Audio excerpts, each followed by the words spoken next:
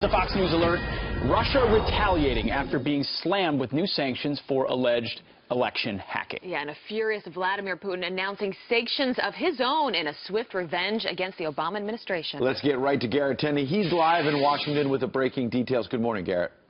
Good morning, Ed, Pete, and Abby. Russia had promised that they would retaliate against any sanctions from the U.S. and less than 24 hours later, it appears they have done just that. Reuters news agency is reporting that Russia has announced plans to expel 35 U.S. diplomats and ban U.S. diplomatic staff from using 2 buildings in Moscow.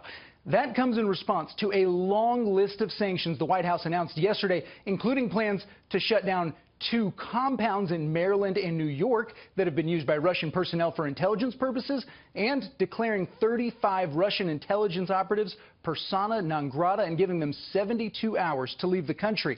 With that announcement, President Obama said the U.S. may take additional steps against Moscow as well. His statement reads in part, "These actions are not the sum total of our response to Russia's aggressive activities. We will continue to take a variety of actions at a time and place of our choosing, some of which will not be publicized." Russian officials widely mocked the president's announcement, including Russia's UK embassy, which tweeted, "President Obama expels Russian 35 diplomats in Cold War deja vu, as everybody, including American people, will be glad to see the last of this hapless administration. Lame duck."